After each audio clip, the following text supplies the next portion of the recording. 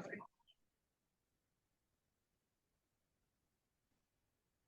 Are you started? Yeah, is that all right? How have Yeah, you been last week? pretty good. You? Yeah, not too bad, thank you. Are you just working on your app still? What's your plan? Yeah, I've been messing around with actually looking into the BTC stuff lately. Because they're starting to do NFTs there. They have been since the beginning of this year, and there's way more activity there for the Hmm. time being. So how have they managed to do the NFTs? Is that through the Ordinals? Is that what you're trying to explain? Yeah. Um, so does that look very promising on BTC? Does that look like they could really compete with BSV in your opinion? From a volume standpoint, I mean they're killing BSV already. It's not even close. Just because there's more money in the space. And they're kind of proving that from a technical perspective, it doesn't really matter in the short term Hmm. about the ability to scale or any of that stuff because that's all bypassed by the fact that people are making money, even though the fees are really high and it's a terrible user experience. Hmm. At least in the short term, people are able to make these NFTs, sell them for profit, doing other things like putting posts, like news posts, domain names on chain, and people love it. It's honestly a validation of the BSV vision, but it kind of doesn't matter because no one cared anyway until now. No, exactly. Is it, the NFT is like Pepe coin and, you see all these things. Is Pepe coin what you class as an NFT? No, that would be a fungible token. So, So that's so, like a coin. so how do you follow along? A very, very newbie question. How do you follow along with all this NFT stuff? Where are you seeing this? Mostly Twitter and the folks different websites. So there's some few marketplaces where you can see listings as well as sales that are happening on the blockchain. But Mhm. they abstract it away, right? They'll show you the picture and the sales price. And then there's other sites that track the total volume and the prices, kind of like Coin Market Cap. So there's some Right. sites built like that specifically on BTC. I see. And so you've got the NFTs and you got the BRC20s. Did they both kind of appear at the same kind of time? The NFT started at the end of January, Hmm. and then the BRC20 started on March 9th. But they didn't really start trading until April, I would say. I see. So what are you following along with this? What are you trying to dig into? Yep. So I'm just tracking kind of the demand for it, if it's continuing, because the demand reached such a high point 1 or 2 weeks ago where the fees were astronomical. I mean, we're talking hundreds, thousands of dollars fees to do a transaction. Yeah. So Wow. that's a double-edged sword for them because on one hand, the miners are earning all that. Hmm. So they went from earning 6 BTC a block, which is about $180,000, to Yeah. suddenly earning 12 coins a block, which is about 380K, right? Or yeah, is that right? No, 360. So their Wow. income doubled for a day. They're not going to let that go. Right. So that's why, things have calmed down since then. I think the demand has subsidized a bit. But the question is going to become, are these guys going to finally increase the block size, or are they going to just nuke the ordinal stuff altogether via another protocol change? Do you think they're having some proper backroom chats right now? All the cabal, are they sitting in the back room thinking, "What the heck are we doing about this?" Oh, yeah, because it's been on their email list saying they're basically threatening to do it. So I don't know what's going to happen. Sorry, how do you track that as well? How do you know they're on the email list? Where do you see that? Is that Twitter as well? Yeah, there's some public email that all the Bitcoin developers are on. I don't know the mailing list. I'm not subscribed to it, but I saw a screenshot floating around. But that's where apparently they've been communicating. And, they started complaining about it when the fees got so high because, and, this is something I said a few months ago is that this isn't going to cause problems until the fees get so high Yeah. that sending money, which is what they're all about, just, being able to send, maybe deposit to an exchange or just send somebody some BTC, until that becomes cost prohibitive. And that's what happened. It got so crazy that even just sending money from A to B was prohibitively expensive. So even if I just wanted to put some BTC on crypto.com or one of the Coinbase or whatever, does that cost a lot now as well?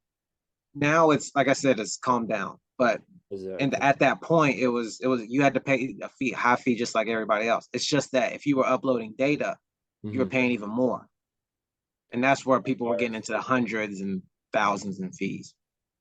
What crazy folk are actually doing this? Like, who trades NFTs at the expense of such a high gas price? It's if you can resell it for higher than that, and that's kind of how Ethereum has chugged along for all this time, is because even though you pay a $50 gas fee, if you sell the NFT for 5,000, you don't really care, right? That sounds to me like a absolute gamble. Now I'm sitting and thinking about it. I wouldn't take that risk. Right. What's your next step of the plan then? Are you just seeing whether this is going to explode or whether this is what's the next stage for you? Yeah. So I'm actually thinking about doing a collection myself on BTC. I Okay. haven't made a decision on that, but just to see, just to test. Mhm. I am still working on my BSV stuff, so we've started to do those same tokens on BSV recently, and that's created some activity. So I'll probably be adding metrics to that to my site Morning Run to show pricing of that. I'm getting nervous. So are you joining the dark side then? Absolutely not. I'm getting a little worried because you stayed away from that for 4 years. Yeah, it's Well, just, I mean, because at the end of the day, right? If it comes down to some fundamental things, which is do who is who's who has the right to criticize when anyone wants to buy or sell? yeah. So that's honestly the entire argument for the BCC crowd, which is censorship resistance, right? So that's the irony, is that they're talking about making a protocol change to stop all this NFT stuff, but you can't say that the money is censorship resistant because okay, I want to put a file on the blockchain, but you're telling me I can't do that because it's bad. I mean, that's not very that's censoring. Yeah. And so that's kind of the argument of why three different versions of Bitcoin exist, is because, well, two versions said, well, we're not going to deal with your shit. So, we're just going to increase the block size and be able to do whatever we want. Mm-hmm. And you guys can work in these constraints. But the reason why you asked that question is, why am I joining the dark side, which others have perceptively, Mm-hmm. people perceive that, is because we we also assumed that you couldn't do any of this on BTC. Mm-hmm. That was the assumption until January 2023. So, I've been repeating myself about this, but in my view, this is a complete change to everything. Mm-hmm. So, last year I was saying a bunch of different things because my assumption was that I cannot put data on BTC. Yeah. That is now false. So, if my assumption is broken, then that means my conclusions are broken. Mm-hmm. So, sure, it looks like I might be 180, but not really, because I'm just acknowledging, well, I'm wrong. I was wrong. Yeah, yeah, yeah. Someone figured it out and now they busted it wide open. So I honestly see the space as more like, I see a unification down the line. Yeah. That's more likely. Either I think the two most likely outcomes at this point are either BTC raises the block size and then that's just going to be Bitcoin, Mm-hmm. or it gets so broken that they don't do it, and for some reason they don't increase the block size, and another chain pops up, which is BSV. People use that. I think that one's less likely than the former, but again, we can't predict the future. You think BTC could very plausibly become the real Bitcoin now? And I would say BTC would get used, would get adopted. I wouldn't call it the real Bitcoin because, I mean, that's the other thing this whole situation is highlighting. That's irrelevant. No one cares about that. The Yeah. market, clearly, the market has said that that's what it is. I don't agree with that, but it doesn't matter. BSV's $30 a coin, BTC's 30,000. That could change, but that's where we're at today, right? Mm-hmm. So, and it's clear. It's also validating that, and the key to all this is that people clearly want to do this stuff on Bitcoin. And I Yeah. put Bitcoin in air quotes because everyone's perception of what that is different. If you ask a BCHer, they're going to say BCH is Bitcoin. If you ask a BSV, they're going to say BSV is Bitcoin. Some people will ask you and say all three of them are. Has, So yeah. Yeah, no, I see what you mean. Has anyone been boycotting these Bitcoin people at the top on Twitter and saying, hey, like asking the right questions in your opinion? Like, so what's going on? How come all this time we couldn't have big block sizes? Has anyone like raised that point? Like, yeah, that came up during this last debacle with the fees. The natural question was why not increase it? And then they bring up the same old tired arguments, which is it's going to break the network. It's not going to be decentralized anymore because only rich people can afford to run the nodes. Because obviously, if you increase the block size, that means the burden on your computer is higher than if it's only getting 1 megabyte every 10 minutes, right? So that's kind of the argument. But obviously, that's been proven false for the last 4 or 5 years because I mean, even today, I think BSV mined like 5 or 6 2 gigabyte blocks. So, you know, it's not driven by logic at this point.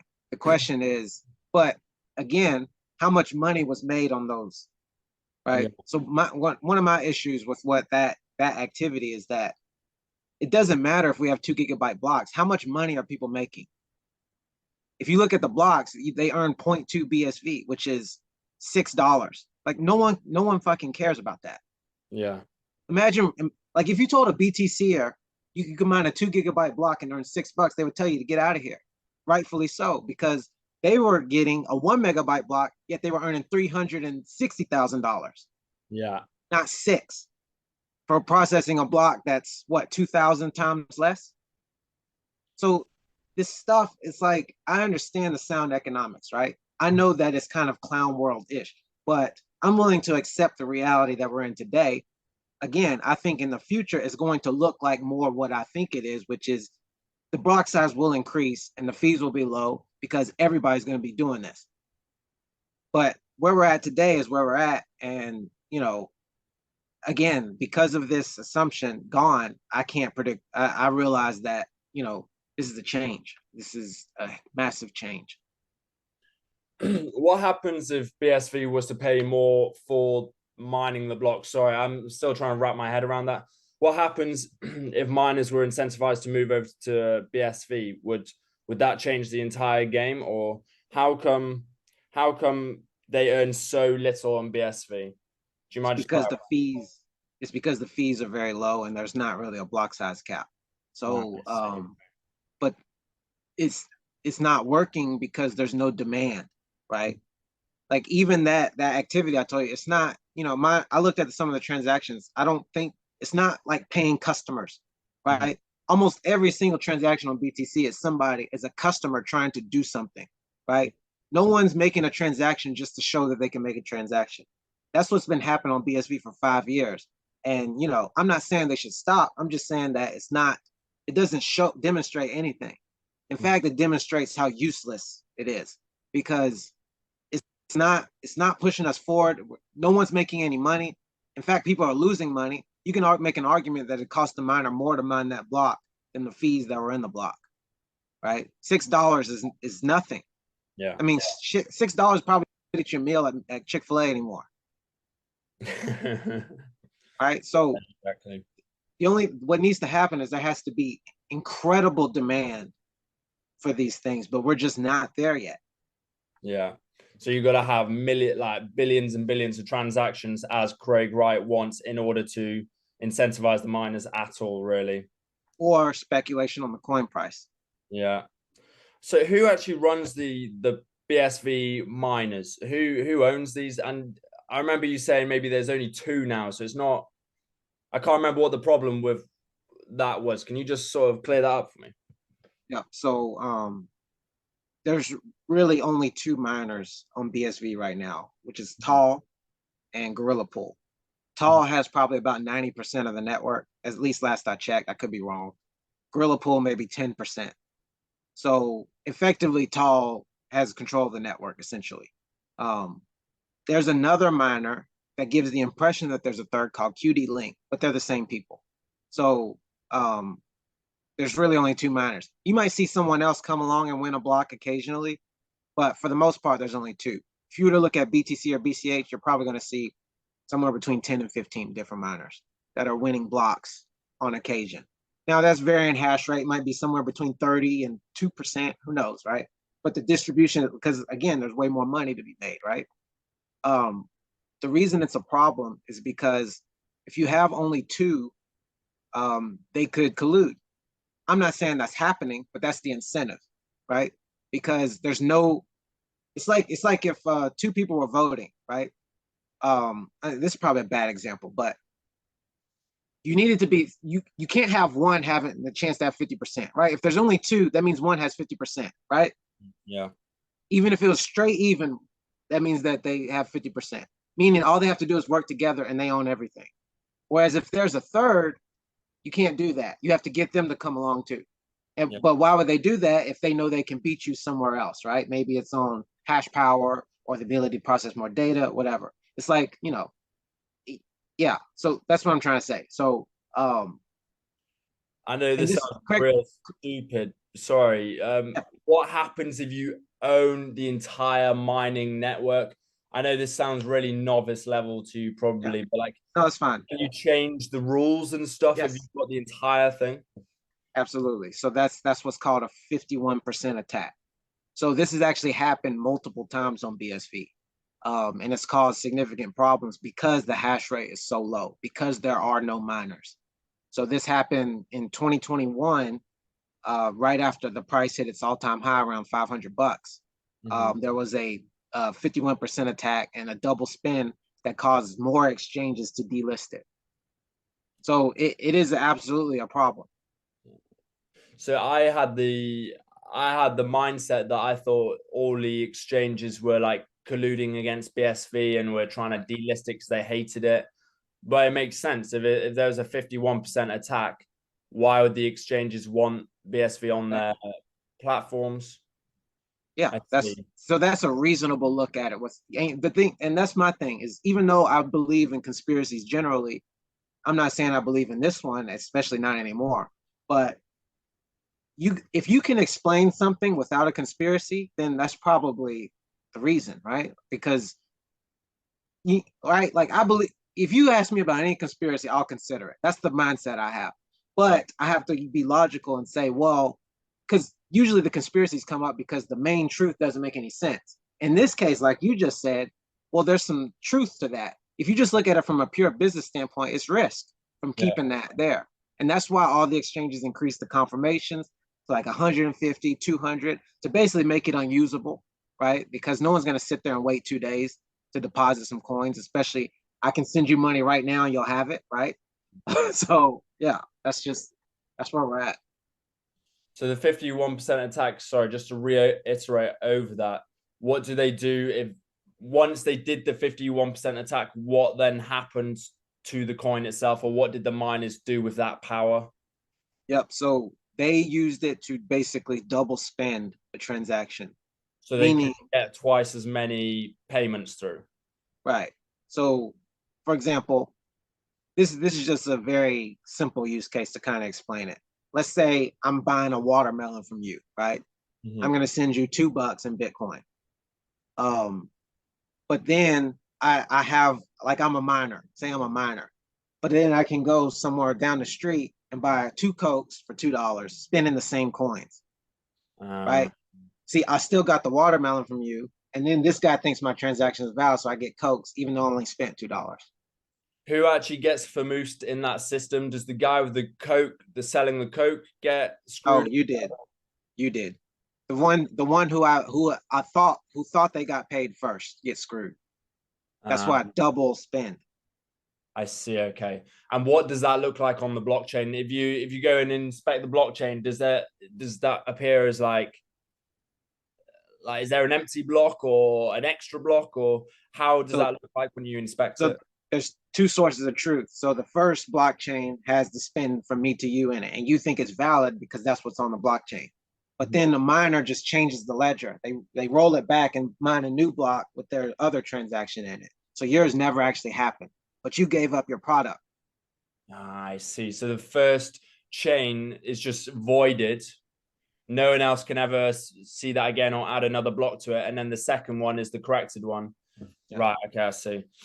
But usually what was supposed to happen is that if that's detected, the miners as a majority, this is why you need three or more, is because they can pick the one where they think the valid transaction was. So they should go with the one you're in, and then they should invalidate the second.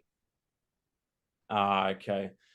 That makes Because they operate on this rule called first seen, meaning that's the first transaction they saw, so that's the valid one. right. Yeah, that sounds most fair. So how do we get in this situation then? What happened? Why are we left with? Is it Tor and Gorilla Poo? Tall, yeah. It's Gorilla Poo. because it's because of the decreasing exchange support, the lack of demand for use of the coin, and the low coin price. Because it's only $30. So miners, compare this with BTC. Miners are only earning 180 coins a block. On BTC, they're earning 180,000. Yeah, from an incentive wise, yeah, obviously it's very clear you want to go with BTC. Why are Gorilla Pool and the other one? Why are they even entertaining BSV at all? Are they Bitcoin maxis, but they believe in the real Bitcoin? Correct. So it's basically ideological, which, there's something to be said for that, right? I mean, it's kind of the same mentality that people had to have to mine in 2010. If you were mining in 2009 or 2010, there was no price. Mm-hmm. Now, you could do it on a computer that's way less powerful than the one I'm using right now. And I'm sure the one you're using, because it was 2009. So it's not like your cost was crazy. Yeah. But let's say if Gorilla Pool and Tall are correct about the future, the coins they mine are going to become extremely valuable, right? Mm-hmm. So it looks stupid now, just like all of us heard about Bitcoin in 2012. I did in 2014, right? Yeah. I just it's not that I dismissed it. I just kind of ignored it. I just thought I didn't understand it. I didn't even think to press about it because it just sounded weird to me, right? But if you look back, I was being ignorant, right? So it's kind of the same concept. They're kind of being a loss leader in hopes that the coin price is going to appreciate. This is the thing though. At what point do they, kick it into touch and say, you know what, I made the wrong decision? And then what happens when Gorilla Pool quits the market? My gosh, then BSV is over. Is there any way of resuscitating a chain after all miners disappear? Can the chain just sit there and Craig can say, all right, I'll dump a few billion into this or whatever. Let me set up a new one. Well, the thing is, as long as there's a coin price, so the network will correct itself, right? So as long as there's a value to the coin, and this is why I think BSV will not go to zero, is because people are using it. It's just not really enough to incentivize miners. So if let's say Tall and Gorilla Pool just left, well, the coin is still $30. Someone's going to mine it. At that point, the difficulty would adjust downwards, meaning it would be easier to mine. And I could take a GPU or something or a old ASIC, and I could start making blocks and get all that money. It's like if someone dropped some gold pieces, but they didn't know, someone's gonna go pick it up. Right, that's a really, really good analogy. So I don't have to worry about the miners, whether they earn enough or whether they want to stick around. It's just down to the generic person then to just carry on mining with their GPUs and their what they call Raspberry Pis sitting in their rooms. This is an extreme example. It wouldn't play out like that, but it kind of highlights what we're talking about. But yeah, essentially, someone like it even makes sense if that were to happen. It even makes sense for someone to go out and purchase 10 ASICs for $30,000 or whatever, and start doing it in their basement, because they're going to make so much money, even though the coin price again, but the coin still has to have a price. If it doesn't, then it's going to die, right? Yeah. I think you've just laid out my path for my future then, because I'm thinking of how can I make a quick buck, and I might have to go out and get that 30,000 ASIC. That's brilliant. So you're carrying on with your project with BSV, sort of like the coin market cap, as well as kind of you're diversifying. You're saying, well, it could be BTC, it could be BSV. I'll make some money off BTC and I'll try and carry on with BSV at the same time. Where do you think we'll figure what the true path is of the future? Do you think in a month's time everyone's gonna, I know it's hard to predict, but do you think everyone's gonna have an uproar if these people at the top of BTC don't make their mind up in a month, in 2 months, or maybe in the next Bitcoin halving, Right. the price goes up, then surely the gas fees are going to go up massively as well, and then everyone's going to be like, okay, this is just crazy. When do you think we're all going to figure out when the dust settles? Yeah, like you said, it's hard to say. I think so. The key metrics I'm looking at are how much fees are the miners earning per block on BTC. Mm-hmm. Also, the value of these BRC20s, because when those hit near their peak, that's when the fees got out of control. Because obviously, people are trying to trade. And another point is that this is all happening on BTC itself, right? You can redeem your tokens for BTC. Mm-hmm. So it's not like there's no counterparty risk. Yeah. So in essence, that's what I'm saying. In essence, this is basically what Satoshi wrote about in the white paper. Peer-to-peer exchange with no intermediary. So if you can always redeem coins, then this is the trustless network. This is where liquidity is going to pour into. And that's what we started to see. Because, think about it, right? Why would you go list on an exchange hoping they still have your coins, especially when we saw 3 examples last year of people getting completely rugged? Celsius, FTX, Terra Luna, all went to zero. Yeah. So why would you give anybody of these guys your money when you can just sign a transaction on BTC and the only way you get paid is if they actually pay you? Mm-hmm. There's no scenario where you can fork over your asset and lose your money. It's impossible. Sure, you can get hacked, but that's like saying someone could break into my house and steal all my dollars, right? I mean, we can't account for that. We have other risk mitigation, security systems, OPSEC, whatever. So that's the key to this, is that if people are doing that, right? So that's the metric, is if the prices of these things go up. And the thing is, it sounds kind of Ponzi scheme-ish, and this is where a lot of people have problems, is that, well, it's like saying, well, okay, if the prices keep going up, that means you have to have new buyers. But what folks aren't missing, this is what folks are missing, and I'm struggling with this with even people around me. Mm-hmm. People don't understand that there's not debt in the system, right? There's only 21 million coins.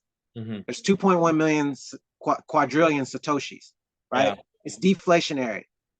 If there's no counterparty risk, right? The best method of payment is cash. Most people would agree with that. Mm-hmm. A lot of business owners would agree with that. Some don't because they're confused, but a lot of people would say that, right? Like, for example, I saw this great comment because actually we're under contract on a house, but doing some research, it's like, if I wanted to buy your house, right? And mm-hmm. I come to you and I say, hey, I want to buy your house. I got all the money right here, and I drop it in front of you. Yeah. Person B comes in and says, hey, I want to buy your house, but I need to go talk to the bank, and in 60 days, they'll give me the money. Who are you going to take the transaction from? From you, because you don't want the counterparty risk. You don't want to rely on the bank to sort of cough up the money. That is how every transaction on BTC works.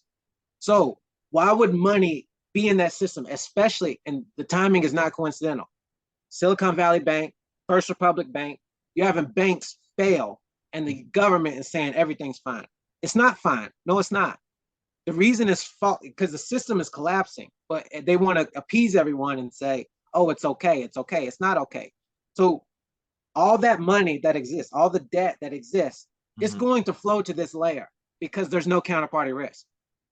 How do you actually access it without a platform, without the counterparty risk? Like, how do I go onto Bitcoin, buy some Pepe coin or BRC20s or whatever, and make sure my money is actually on the chain? How do I do that? Like, so there's 2 ways of doing it. BSV has both ways available, which is interesting. BTC only has 1 way at the moment. So what you do is you make a transaction where you sign over your asset, mm-hmm. but for someone to fulfill it, they have to sign over your coin price, what your demand price is. Mm-hmm. So if I have, let's just say, a BRC20 token, let's just say I have 1 ordi, which is today's, I think, is $8. I can make a transaction, but if it's as is, it's not valid. You have to come in and say, okay, I'll sign over $8 worth of Bitcoin to you, and then the transaction is valid. and then you just send it to the network, and then it settles automatically. Do you have to go to somewhere on the internet though for this? Yeah. So there's certain websites that can access the blockchain and do these transactions for you. Right, but They don't own the tokens themselves. They're just like correct. a way. There are no deposits, right? When you go to these exchanges, there's no deposit. You just put you have a wallet that's controlled by you. You can take your money off anytime, right? You just send it out of there. You always have 100% control. So they're just having software to do these partial signatures. That's it. And they're just taking their business model is to add a cut via an output on the transaction. So they just look at the asking amount. Say if it's $8, they're taking 3%, which is what? It's 24 cents. Yeah. So, and they take that, and that's how they make money. So is that true DeFi? Am I going wrong? Yes, That is absolutely. True. Yes. It's superior. It is superior to ETH because from a secure standpoint and also the counterparty risk, because depending on how that contract is written, they can pull your funds too. A lot of people don't know this, but Circle, who did USDC, has a backdoor to be able to seize funds. Yeah. Gee whiz. Okay, so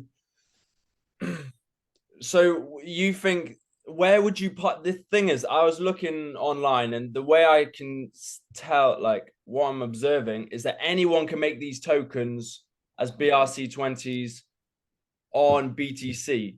Yep. So how do you know how to play the game? Like, are you just looking at where the hype train is on YouTube and going, all right, they're all getting excited, okay, I'll sell that? Like, what is it you're trying to do? You're not trying to gamble this system, I assume. No. So the way you do it is to manage the risk, right? So again, I'm not telling anyone what to do. In fact, this is not really what I did. But the reason, and another element is outside all that trustless and Bitcoin stuff, the BRC20s, in my opinion, are the best token protocol created, period. From a technical perspective, it's shit. It's horrible.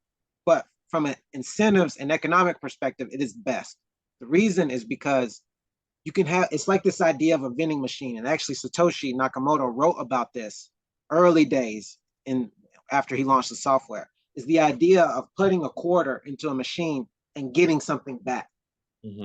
That's what these BRC20s are. So it's just a protocol that people are following. All you do is write a file to the blockchain that says, I want this ticker and I want 1,000 of these things, and you get it if it's within the order, right? So the person who made the first one, they set the rules.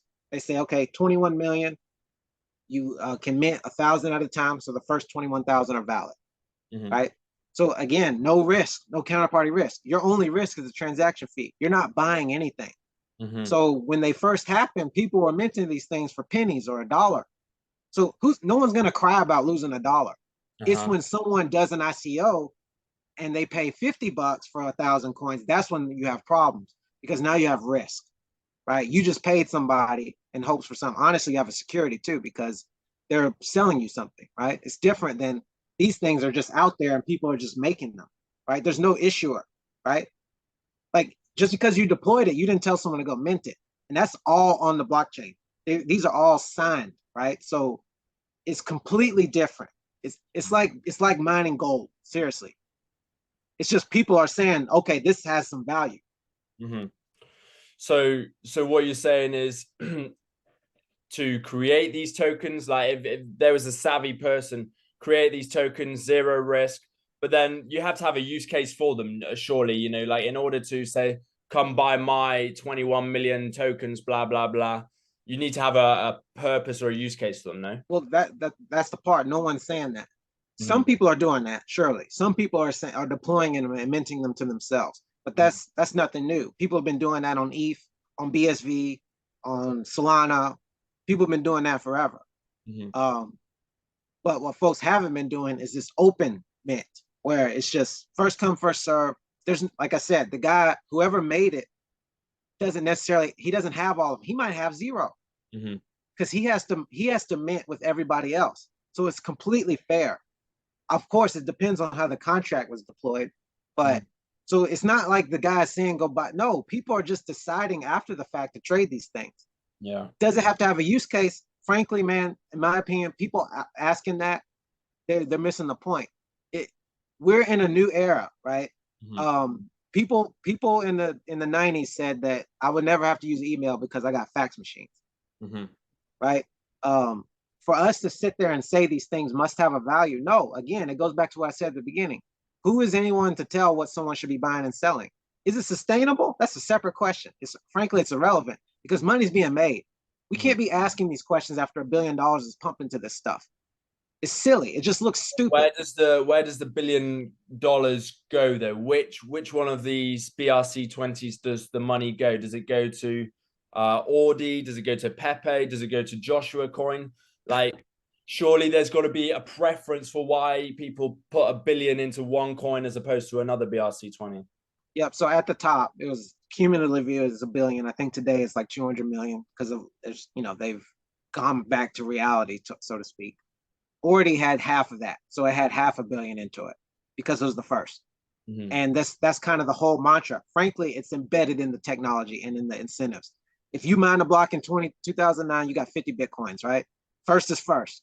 If you mine a block today, you get 6, Yeah. right? That's just how the system is designed. And which again highlights why we can't be asking these questions because I can give you an example. People are putting domain names on the blockchain, right? The one that's taken off is called .sats. So it's kind of going to be like this namespace alias type thing. Just think of a website, right? But it's yours. You own it. It's not like DNS. You don't actually own the website. They're controlling it. Sure, you can do stuff with it, but it's completely centralized, which is not so much of a problem. But when you think about what you can do, it's very interesting. So for example, I can buy one. I can create one. I just pay the mining fee, which is, depends on what it is, 50 cents, $2, whatever. Some of these are starting to be resold for decent money. I think one just got sold, GM.sats, I believe got sold for $10,000, something like that, or 3,000. And then another one sold for half a Bitcoin. So that was 15K. Yeah, people are speculating on these things. I'm not saying people go speculate, but again, it's not like you're buying it. You're paying the mining fee to put data on the blockchain. I was thinking of creating a name for one, right? I almost did it. I decided not to. I think a few hours later, I saw someone had done it. Now, if they sell that, it doesn't matter how much they sell it for. If they sell it for $7, you can make the argument I lost money by sitting there being indecisive and asking silly questions. So while someone's saying, "Oh, we need utility," I mean, you see what I mean? Doge doesn't have any utility. It went to 60 cents. Like, if we're gonna sit here and be crying about utility, we're losing money. I understand people saying this is a Ponzi, but people need to understand this is a fundamental change to economics, in my view. It's completely different than the fiat system. It is the opposite. I think you've got to dumbify yourself. Like, no. I think what would a generic chimpanzee sit and do? They would probably just create some crap. Let's go for it. So right. I think in the here's long the point term, I want to make. Sense makes sense. But in the short term, we meander, don't we? We meander until we finally get to the most sensible place. Exactly. So this is the example I've been thinking of. It's like my son will build the Duplo Lego blocks, right? He has a little car and he'll make a structure. What by questioning, saying, don't these tokens, these things people are making and selling, where the market clearly values these things, saying no, it has to have utility, is the equivalent of me telling my son, hey man, that's not structurally sound. Even though you're buddy and I like it, I think it's cool. That's not structurally sound, so I'm gonna tear it apart. And you can't do that. Well, how's he going to learn how to make something that's structurally sound unless he makes something that's not structurally? Like, it's crazy. It's completely crazy. We can't be poo-pooing this stuff because guess what? If we just humble ourselves and just go build the thing with him, we're going to figure it out and then he's going to learn too, right? Yeah. So, and if he never fails, then he's never going to succeed. And we think we can just go succeed without ever failing. That's just completely antithetical to how the world works.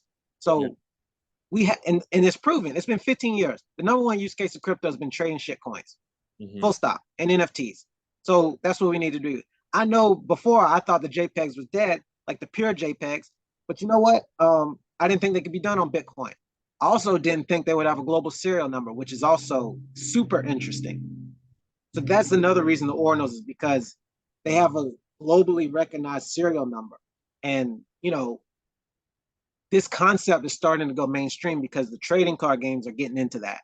They're starting to put numbers on the cards. Mm-hmm. So that gives value. Clearly, we recognize that, right? Like if you have number 1, that's more valuable than number 200. So I've got so many different questions coming out of this. I like the analogy as well. That wraps it up pretty perfectly. So I thought an NFT, it needs to have basically a serial number because, like if I print, like I do really need to catch up with exactly, all the intricacies of this. But if I have two black pictures of just complete black cardboard or whatever, in order to distinguish the two, you need two unique serial numbers, right? Because otherwise it's fungible. Yeah. So how come you're surprised that they have serial numbers? Surely that's the entire principle of an NFT, is that it's a picture and you can have two of the same pictures, but they have unique serial numbers, no?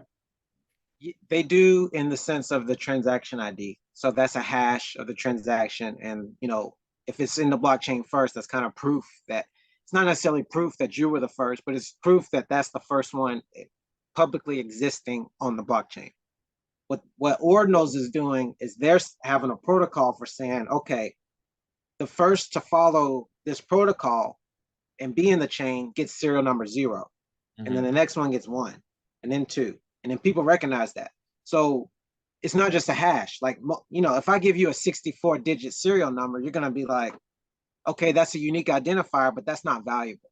Mm-hmm. But maybe you like the number 7 like I do, and you say, oh, well, I value that way more than someone else who values number 7.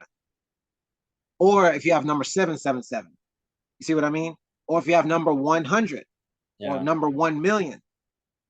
Most people will say number 1 million is more valuable than 1,000,001. Yeah. That's the key. So it's a second global serial number that resonates with people because we're all used to it since we were kids. If you ask a kid what their favorite number was, they're going to tell you. Of course, they value that, right? So you think some sort of, not vanity, but just kind of it's kind of, so what, who cares? If you're Craig Wright or you in the past or me in the past, we'd be like, so what? But it's the way the game works, is people like to be number 1 in the chain or number 100 in the chain. So you think that's where some value is going to come into? Absolutely, because we've seen the particular numbers that a lot of people like sell for way higher amounts. But the other thing that I think folks should understand is on BTC, they're about to hit 10 million of these NFTs. Right. On BSV, we already crossed 2 million this past week. So folks need to ask themselves, right? If we believe that Bitcoin is going to be adopted by 7 billion, 8 billion people on the planet, how many inscription numbers are there going to be, right? So, because for a while, there were only a few 100,000 on BTC. So if you add number 200,000, it's not valuable. Mm-hmm. But if you have 200,000 and there's 10 million, mm-hmm. now it's valuable. If you have 100 million, mm-hmm. even in the first million is probably valuable. If there's 10 billion of these things, what is the value of number 8 now? Again, you earned 50 BTC when you mined a block in 2009. Today, you earn 6. I see. So are you creating some BRC20s yourself, or what are you thinking? Like, how are you playing the game then? So I think I actually tweeted this yesterday that people need to be inscribing, and I didn't specify which chain, mm-hmm. right? Whichever one you want to do it, because if you just create, mm-hmm. then who knows what people will find value. So this person who's been involved, I don't know him personally. I believe his child made a collection of mm-hmm. their drawings on BTC. Mm-hmm. I believe they've already made at least $1,000 from selling 7 of them. We're talking a 5-year-old has made $1,000. That's more money than probably a teenager earns a month at, say, Chick-fil-A. Uh-huh. What are we doing, right? If a 5-year-old can make $1,000 in hours, mm-hmm. like, what are we talking about? Like, we need, if that's true, if we can do that, everything changes. The school system, college, going to work stops making sense. All that stuff we've been told we to do, all that shit goes out the window, right? If a 5-year-old can make $1,000, because now when they go to the store and their dad's telling them, hey, you can't get that Lego set because you ain't got no money, he can be like, yes, I do. Yeah. Right? They can go buy lemons and sugar and set up a lemonade stand and make even more money. Mm-hmm. They can buy some seeds and start, like, the game has changed. That's how I feel. And I seem crazy by saying this because, again, I believe people cannot grasp the concept of not having debt in the system. That's the key metric to all. That is the key point in all this, is because that 5-year-old, there was no debt. They didn't have, imagine this, right? It's like saying, I got to go take a loan out. No. Sure, they had to get some BTC there. Their dad probably gave it to them, but they took it and turned it into 1,000. So now they can give that, even if their dad gave them a loan, probably not a gift, because you're not going to put a 5-year-old in debt, which is what society wants to do. Yeah. Right? You're just going to say, hey, hopefully you can do something with it. Right? So you're trying to jump onto the first mover principle. You're trying to get in there. Are we talking, sorry, just to rewind, are we talking about creating new BRC20 tokens, or are we talking about making new NFTs? Because I've got both. And this particular example is NFTs. You can mint as many as you like, can you, for very little money, is it? Or it depends on the network conditions. So that is honestly, this example is why I think something like BSV will end up winning, is because that's just one kid. Mm-hmm. And that's probably the only kid that's done that so far on BTC. What if 10,000 kids want to do it? Obviously, BTC can't handle it because the fees are too high. Me hope for BSV. I pray to the Lord up there that BSV does work, and I'm going to go mint as many NFTs now as possible on BSV. So yeah, in fact, there's a friend of mine, Zach. That's his Twitter handle, Developing Zach. He just made a tool where you can mint Pepe on BSV just for free. So all you do is go on the site. It's called raredropper.com. You just go on there. You get a Ordinals address. You can get it at onesatordinals.com. Copy, paste it, hit the button, and you'll get your NFT instantly for free. You don't have to pay anything. Everyone should be doing that. Everybody should do that because there's no risk. And you have an asset that's on chain. Wow. So I'm really behind on this NFT stuff. So is this just for JPEGs, or is this for other kind of forms of media as well? You can do anything you can think of. Unfortunately, BTC has a limit of a single file type per NFT. Again, on BSV, we've done some interesting things. Personally, I've done collections that have an audio file as well as like stat metadata to them, which I think, again, is more valuable than just your JPEG. So, that's the type of stuff that's, like you were saying, if we only do, how did they start Fire back in the day? They didn't just know how to do Fire. They did all kinds of shit, all kinds of combinations, and then they finally got a spark. Mm-hmm. We're doing the same thing. At first, it's just the JPEGs. Then it's going to be audio files, then video, then audio and video, then JPEGs and video. Then, right? Then you're going to put names on these things. So we just got to keep doing stuff to figure out what's going to work, what's going to stick. But to answer your question, yeah, you can do any file type. Like this AI that's coming out, I think there's one called Midjourney, and it can develop any picture you can possibly imagine. Do you know it? So do you think at some time in the distant future, maybe 2-3 years time, Midjourney will just keep endlessly pumping out pictures, assigning it as an NFT on the blockchain? Yes. So if I upload 1,000 random pictures of blah, blah, blah, then why would people buy those NFTs when Midjourney can just develop any old new one that you can go and get for 5 pence? I mean, I'm saying pence here. That's really arbitrary because at that point, there'll be no pennies, dollars, blah, blah, blah. But why would I mint loads of NFTs? How will that make me money in the future if someone can just use like the Midjourney on the blockchain and then get any picture for much cheaper? Do you see what I mean? Is that a really stupid question? No, it's not. I mean, I think that eventually these AI generators will be hooked up to a blockchain because it makes too much sense. And I mean, there's a tool that you can do this with BSV called Ask Happy. It's by the same guy, Zach, where you type in whatever, you have to pay 4 cents, but you have the option once you get the picture to mint it as an NFT. Wait, sorry. I just want to pause you there. So can I go onto that website, mint as many pictures as possible, like the money printer, One at a time. towel, and just keep doing that over and over and over and over and over again and putting it onto the blockchain? It's right now it's only one at a time. Uh-huh. So you type in your prompt, they'll make the picture, and then you get an option to create it. Mm-hmm. And it'll be as an NFT, which you can then sell. Honestly, I did this with one, and I believe it sold for like $3 within a matter of a couple hours. So I paid 4 cents and I earned $3. Pretty good, right? Wow. So do you think this is a limited window to do anything with it? And then, like, let's say I mint 1,000 NFTs and then I sell 100 next year. But then the year after that, all the rest of my 900 NFTs will just become irrelevant because the AI machines will just pump out infinite NFTs.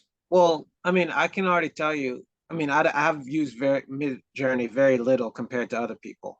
Mm-hmm. I don't think I can produce what other people can with Midjourney because they've been tweaking it, right? Like they've been adjusting it to get exactly what they want. So I think that's going to be an entirely new business and industry of people that can really manipulate them to get interesting things. One thing I've been fascinated with is if I put very loose and short things into it, it produces incredible results that I think are super interesting because what they tell you is to be as descriptive as possible. But if you are not, it gives really crazy stuff, which is cool.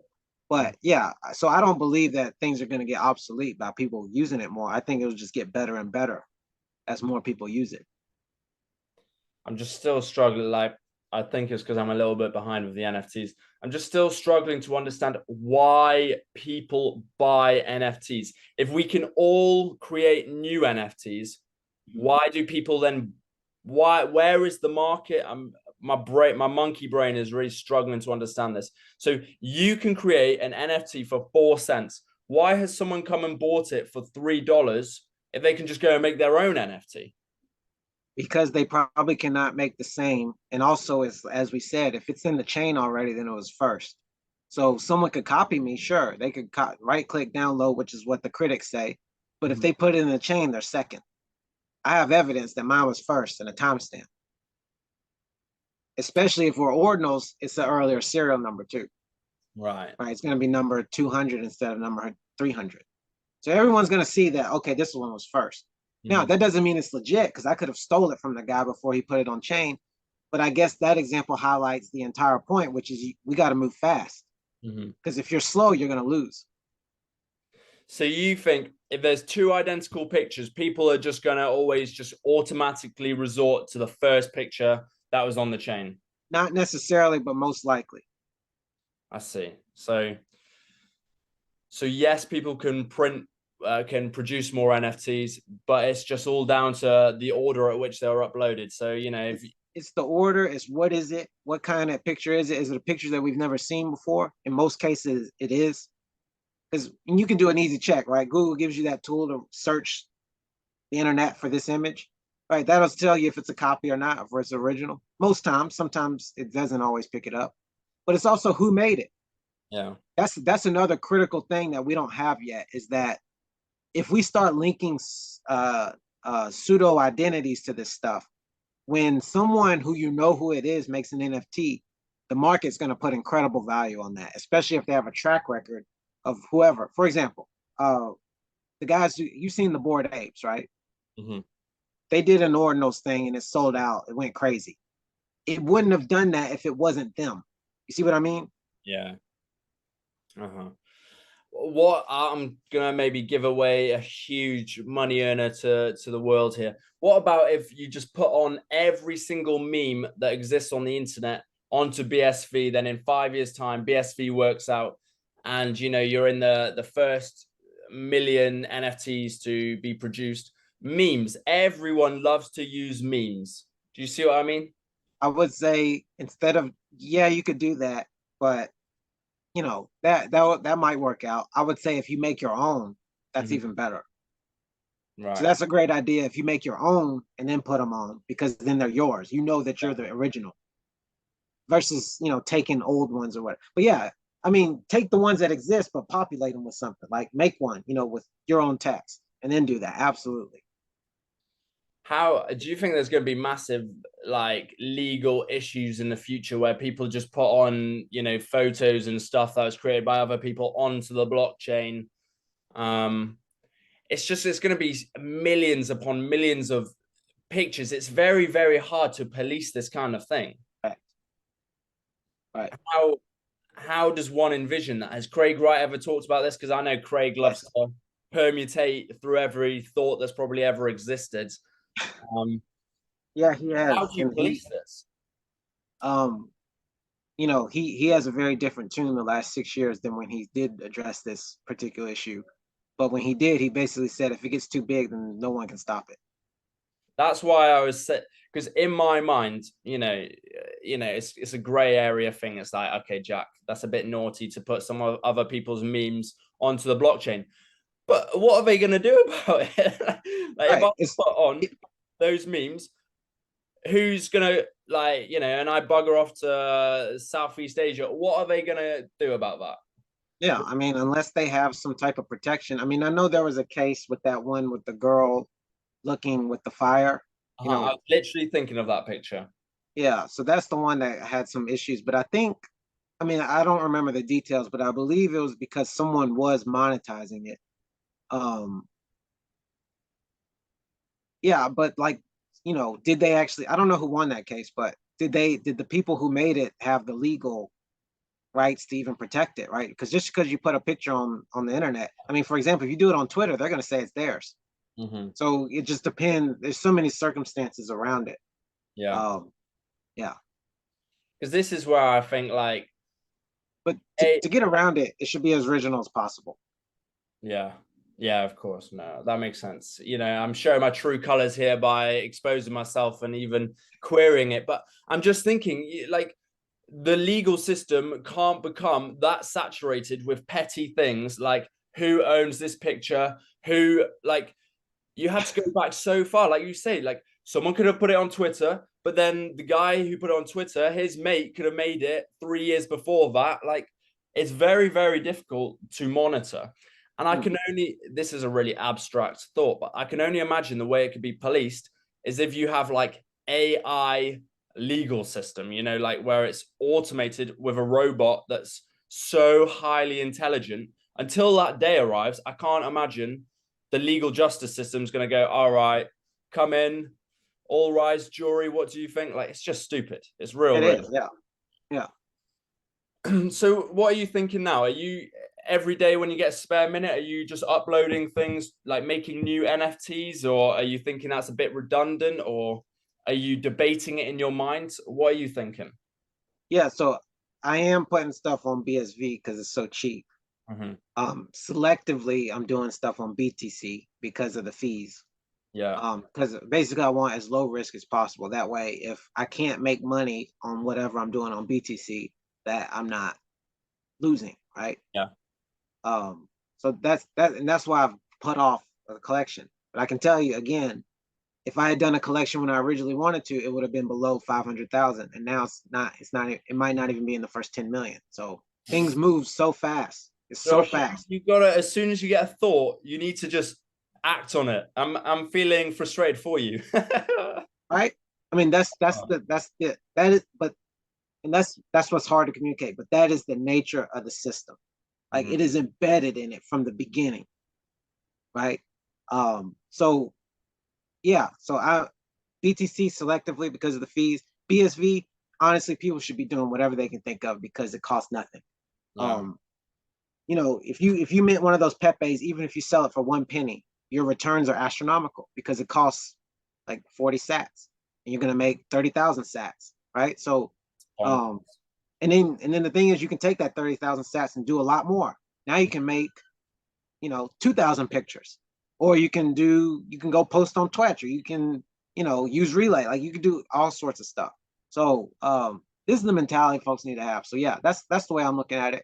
and yeah, building tools, because if you're first to do that, then that's really interesting, right? Like, even if it's simple, because it's so new to other people, and clearly a lot of folks don't understand, they might think, oh, this is super valuable. So you might make something and you can resell it, or there's a website, app, even if it's dead simple. But because it's on the bleeding edge here, people might value it way more. And if you sell it, then you got nothing to do with it afterwards. For example, Mark Cuban sold broadcast.com for what, $1 billion or something? What did you sell? Broadcast.com. Right, I'll have a look at that. I haven't heard about it. But that's worthless today. So how do you, like, I know you've got a computing background, like I'm a bit of a Luddite here because, how do you learn how to build on the blockchain, and how do you do that in the quickest, shortest way possible? I'm not one for shortcuts, but I'm so excited here what you're telling me about. I want to get started quickly. Yeah. Instead of like learning for a year, 2 years, and then start building. Like, yeah. How do you learn how to do this? So I actually have some tutorials on my YouTube channel on how to do some simple stuff. Other than that, I would say web programming is the best and easiest way to get started, because you can do it without having to get any crazy software. So W3 Schools is a website I always recommend. I know how to program with HTML and CSS. Yeah, there you go. What are you saying? Build websites on the blockchain? You could do that too. Another reason we didn't talk about why the BRC20 stuff is taken off is because you don't need to be a coder to create them, because people were just copying and pasting and then hitting, like, the transaction button. Mm-hmm. So people were able to do this without anybody's help.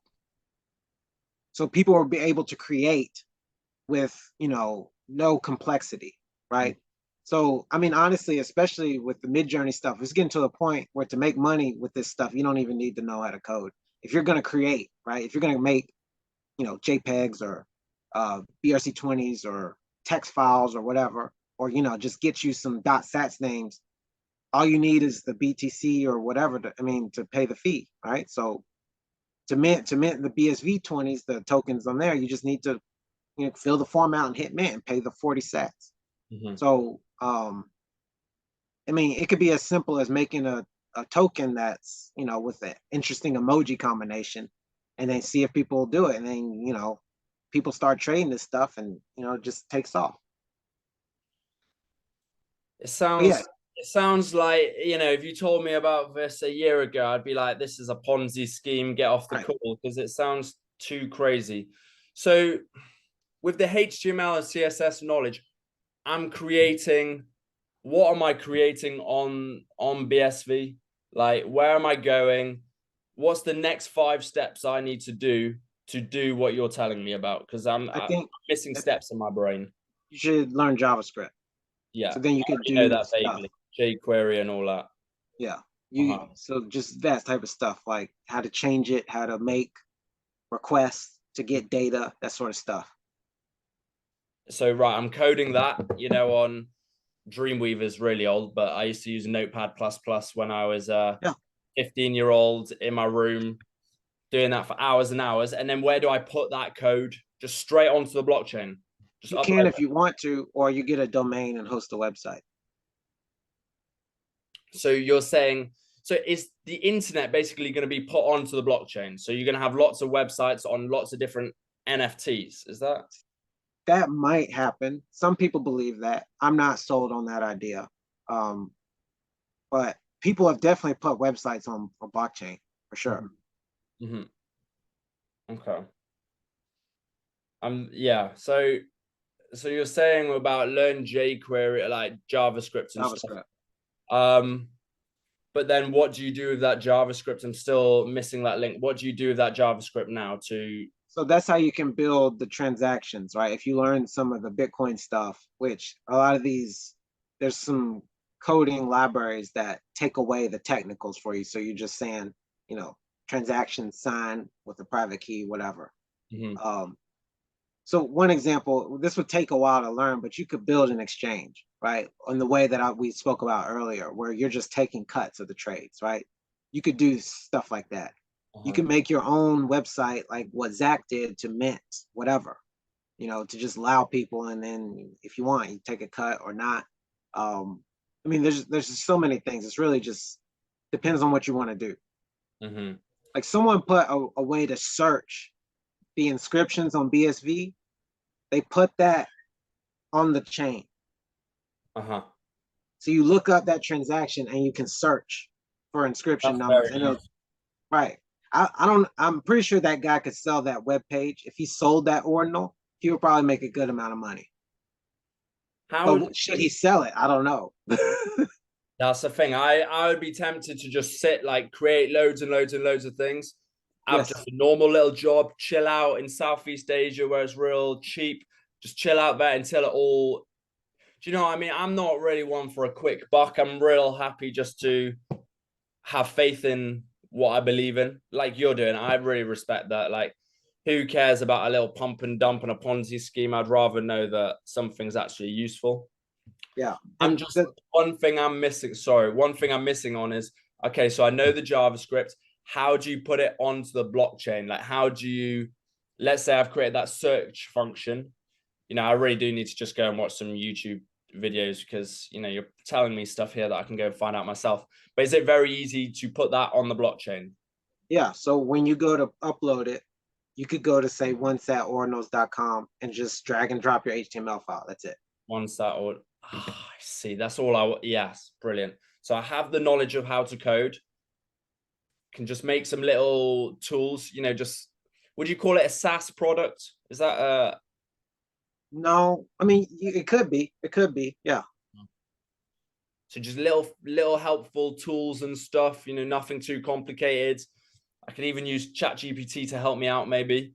And then you just put that onto the chain, sit back for 5 years. And then when people go, okay, right, I really need this little tool. And then, how do you market that your tool is already on the chain? Because let's say there's 20 gazillion different NFTs on the chain.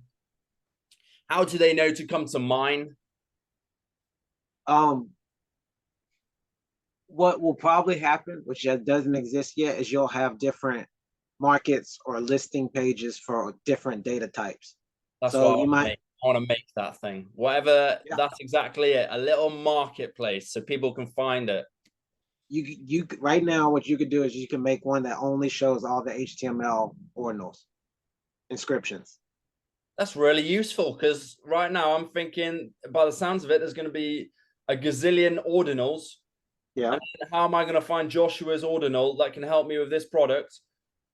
Oh, I see. I'm giving the game away to everyone here, Josh. But then the thing is, the way I'm thinking about it now is we just need to create, like, there needs to be lots and lots and lots of stuff on the chain. If I was to sit there and create the marketplace, that will take, days and days and days, where I could have made 10,000 different little smaller ordinals. Whereas the marketplace might be more useful in 5 years' time. At the moment, no one's real looking through the ordinals. Do you know what I mean? We're just trying to create. So, wow, you changed the game for me. I hope so. So what do you think will happen about, like Amazon and Facebook and all these different things, when everyone's using the blockchain and, we're all exchanging these ordinals and, the blockchain's becoming more useful than what would you say, HTTP or the web or whatever? Yeah. Do you think, Zuckerberg will have a little chat in the back room or say, right, listen up, no one's using Google anymore. No one's using this crap. Let's migrate. Can you put Facebook on an ordinal? So in my view, all those guys are just gonna disappear eventually. You reckon? Because their whole business model is predicated on the old system. Yeah. There's nowhere for them. Like, you don't need, Amazon is extremely useful, right? This will take time, but it's again, we have the same problems, right? Like, especially with the CBDC stuff. Of course, now we're getting the conspiracies, which I don't think is conspiracy. But to me, Amazon is front and center. I believe a lot of what happened the last 3 years is to push people towards Amazon. But the bigger Amazon gets, the more controlled it gets. So what I totally envision happening is, let's say there's finally FedCoin and you're using FedCoin to buy diapers on Amazon. Mm-hmm. I've given this example before, but they're going to say, oh, well, actually, your carbon footprint is over X for this year, so you can't buy diapers. And that's going to push people to the blockchain. Either that system will never make it see the light of day because Bitcoin is taken off so far, or what you said will happen. I believe those are really the only two outcomes.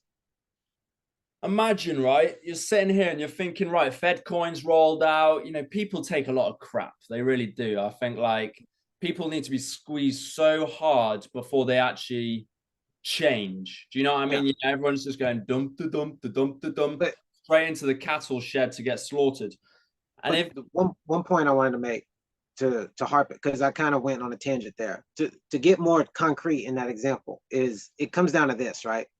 If Bitcoin becomes ubiquitous like we believe it is, why would I go onto Amazon.com and use my credit card or FedCoin to buy something? It doesn't make any sense.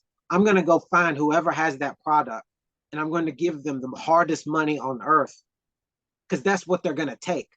This one guy who I've spoke to, I don't want to name him, but he's involved in the BSV community. Unfortunately, he's not technical, but he has brilliant ideas. A lot of people don't even know who he is. But he's been saying he should just start a gun store and only take BSV. And to me, that is how we get this shit adopted, right? Because especially seeing what's went down the last 3 years, there's no like that. If that happens, where are other people gonna go? You see what I mean? Like, if people will take BTC for anything, it's just that the fees are high, right? Yeah. But if there's one Bitcoin that everyone knows that is doing 1 billion transactions a day, everybody's going to accept it as payment. Everybody is. But Amazon, why would you trust Amazon? Why would you deposit money there? It has to be a Bitcoin exchange. But there's no way Amazon's going to be the first Bitcoin exchange because they're not right now.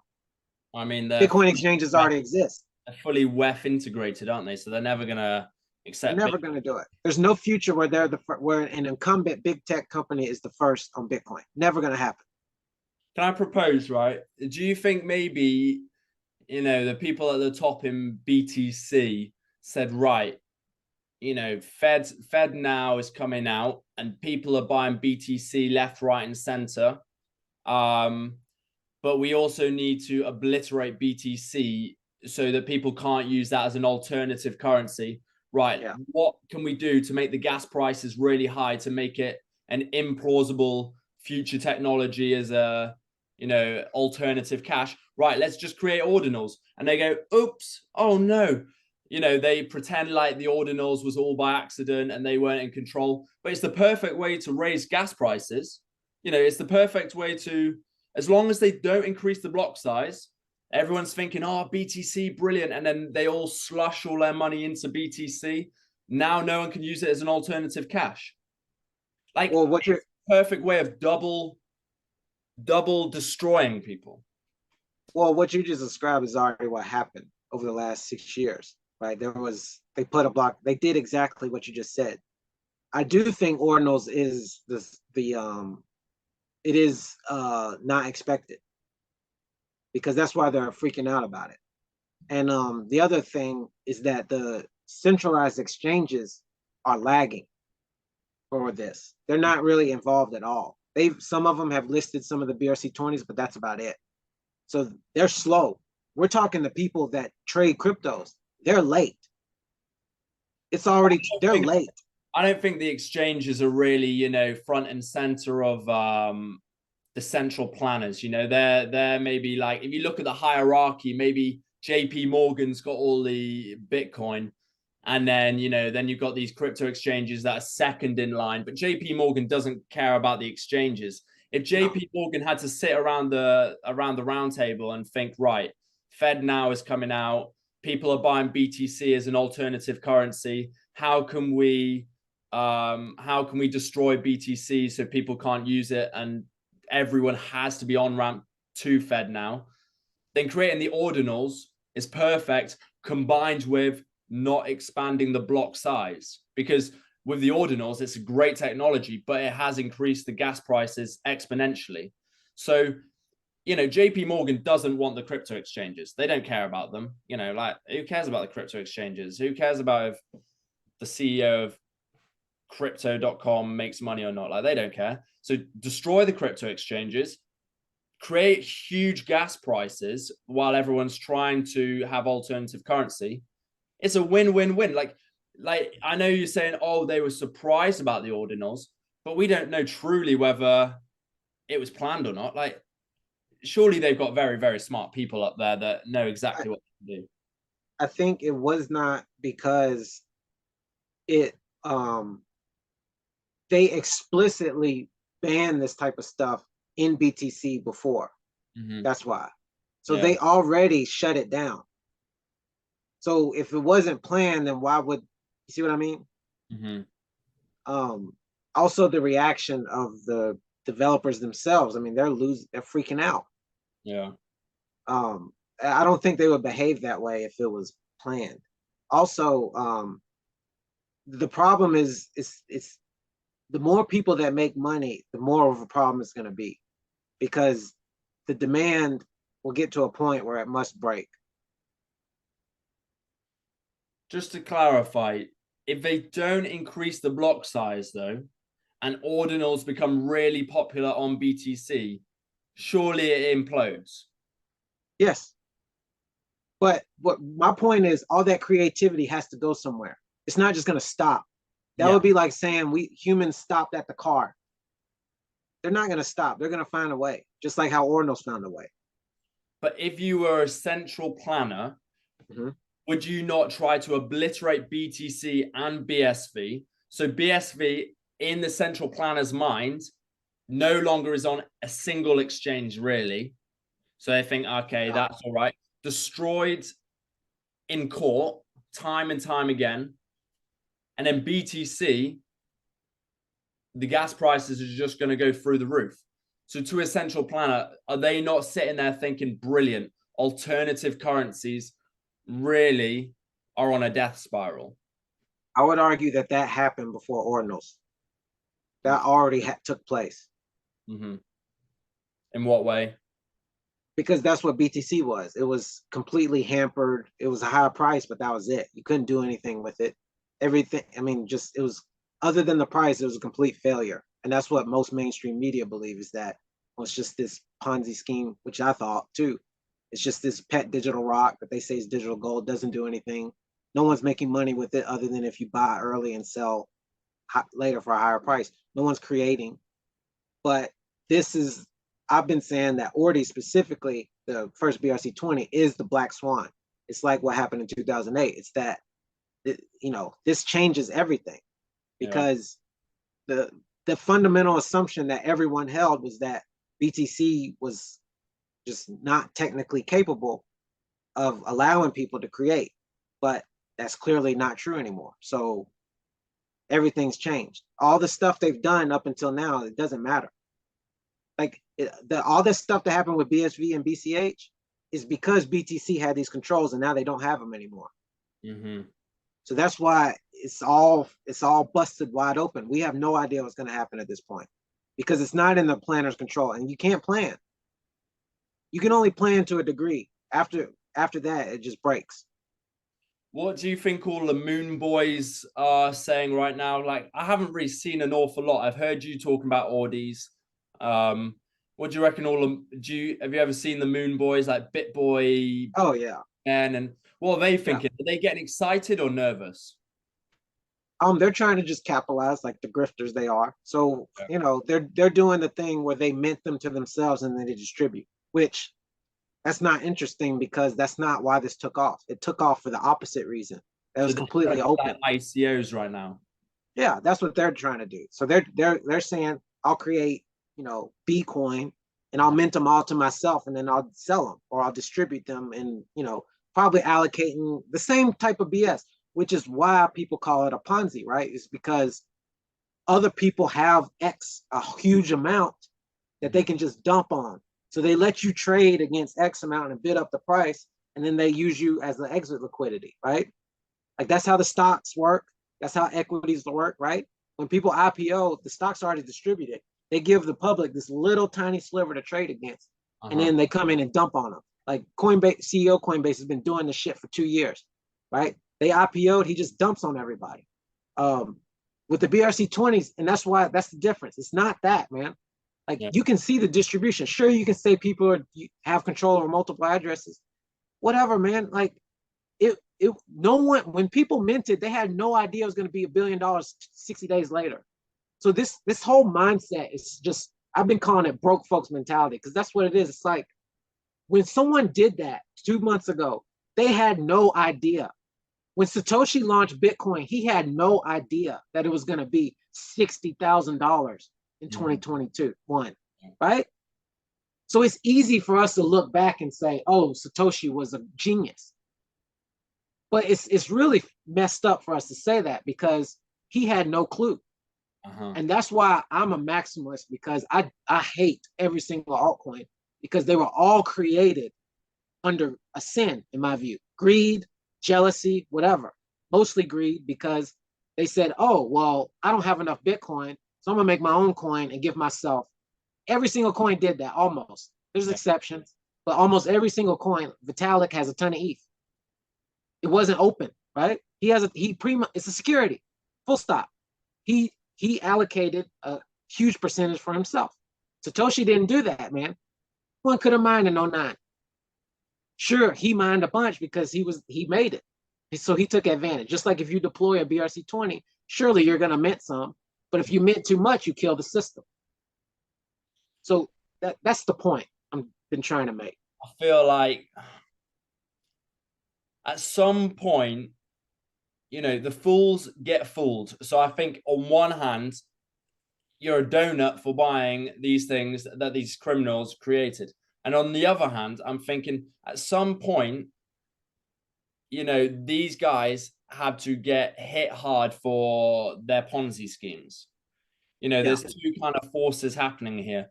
What I want to know, why haven't all these altcoins gone to zero? As soon as the people realize all these exist and everything can happen on chain, is it just because people don't understand yet that these altcoins don't have any purpose anymore? Are they still trying to keep the hype train up? I believe, well, I can tell you this. I am extremely surprised by the ignorance of what's going on right now. So again, because it's only been 2 or 3 months, I believe a lot of people in crypto don't even know that this stuff is going on. That's number one. Number two, they do see it, but they're stuck on its technicals, which is a big thing. Oh, it's trash. It's never going to work. They said that about Bitcoin too, right? 3, their bags are keeping them away from having clear vision. But I believe it is as you say. I believe every single liquidity that is in all these altcoins and in the traditional financial system will flow onto Bitcoin. Again, Bitcoin, that term is up for interpretation, but that's where it's going to go, because it is the best money, theoretically, that has ever existed. It's gold and silver are second best, but you can't use them online. So Bitcoin's the best because you can do everything you can do with metal. So that's just how I look at it. Yeah, I believe it is as you say. That's my altcoins. Yeah, it sounds crazy, but that's just, it makes too much sense to me.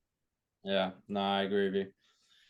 Josh, it's been brilliant to talk to you. I need to go to the toilet, but thank you so much for coming and answering all my newbie questions. I'm going to go and figure out how I can, I haven't used JavaScript in years, but I'm going to go and refresh that and figure out how I can start creating on BSV, because you've got me amped up. So thank you so much for coming on. That's my first podcast and I'm really happy with it. And then hopefully I can talk to you in a few weeks' time or a month's time, or I don't know. Yeah, I'll get in contact with you. Thank you so much. It's been brilliant. All the best, mate. Take care.